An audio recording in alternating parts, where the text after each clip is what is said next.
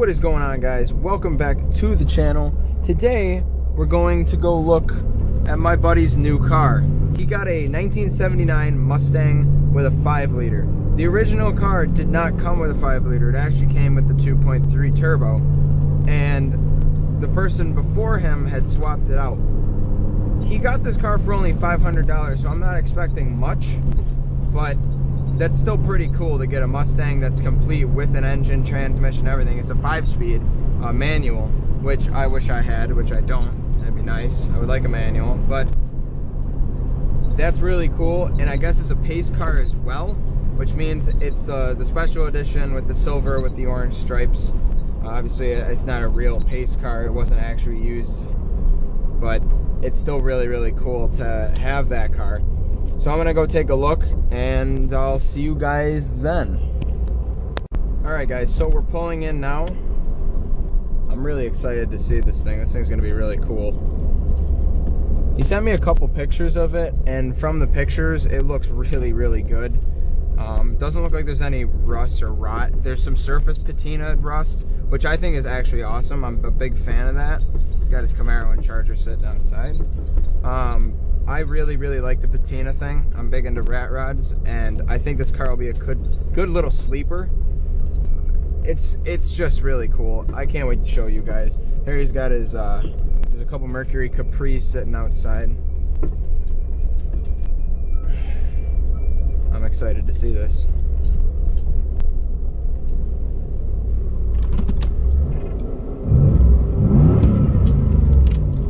Always got to clean it out every single time you turn it off.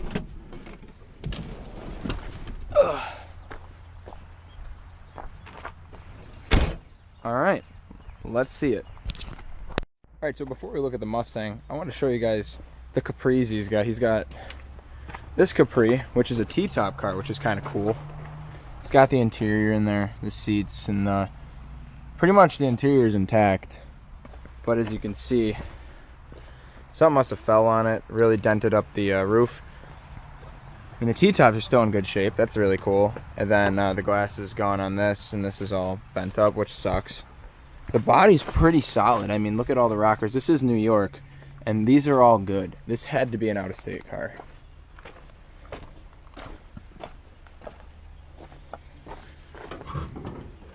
Nothing under the hood. It was probably a 302 car. I bet you it was, because somebody put this tacky 5.0 badge on it from like a later model Mustang, but that's cool. And then we got this one, which this one is a bubble top rear end, which is pretty cool. Capri GS. These guys are Ford guys, as you can tell.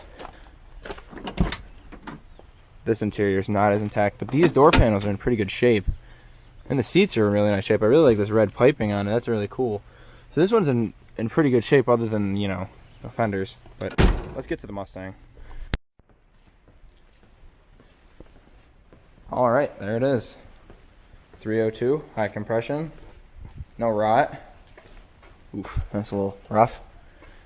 This thing's cool.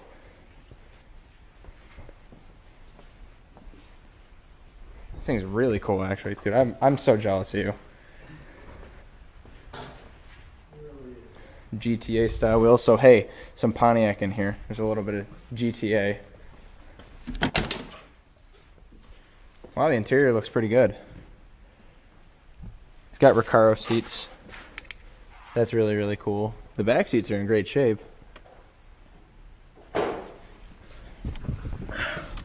Dash is a bit cracked, like they all did if they sat. This thing's awesome. I don't know if, yeah, the sunroof's a little tacky, but for $500, this thing is really, really cool. Let's get working on it. Alright, so we put a battery in. It's not really the right battery for it. We put this end, the negative terminal end. We got charger on it, and also Pontiac power. Pontiac is supplying power to this Ford. So what I'm going to do, just turn it on, see if we're getting anything. Because, you know, mine starts.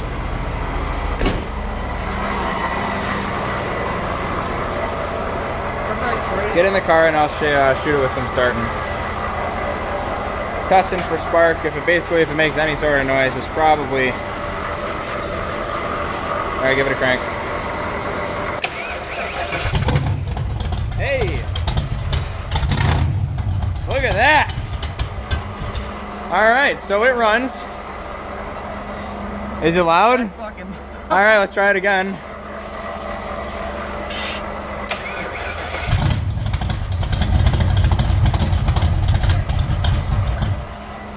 So it seems like we're not getting any fuel.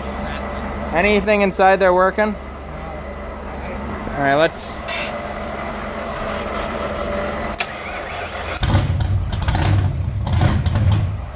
Alright, so that's our problem. I see that we're not getting fuel because it'll start on starting fluid, but it's just not getting any fuel pressure. So it's going to diagnose that problem and see where we are.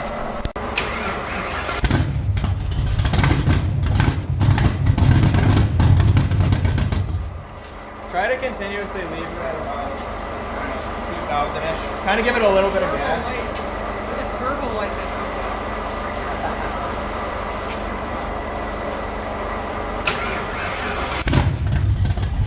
Give it a little bit.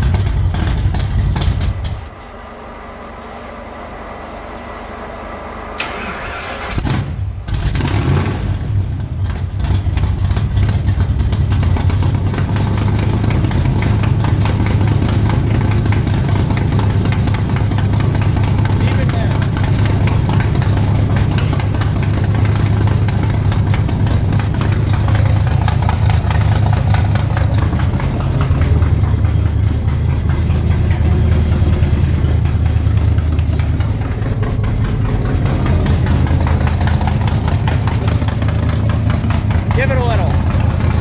Give it a little. Ah.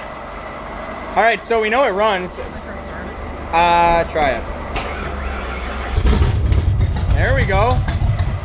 Basically, it's just kind of cold. Maybe the carburetor's not tuned very well. All right, go ahead.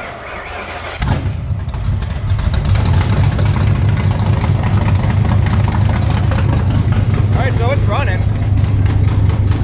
Alright, so we got it running, and we actually got it to idle at about 1100 RPM. Let me pop the hood again.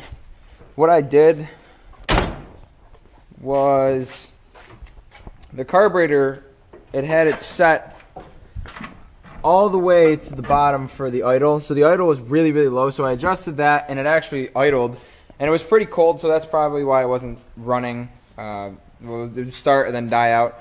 So we got to do some things to the carb. When you step on it a little bit, it does hesitate a lot, and then it dies out if you do it too fast. So we got to figure that out. That's just a little bit of a timing and just some adjustment to the carburetor. And also, this thing's been sitting quite a while. So today we're going to be doing some other stuff to it, and I'm going to be doing a part 2. So stay tuned for that. Thanks for watching. Take care.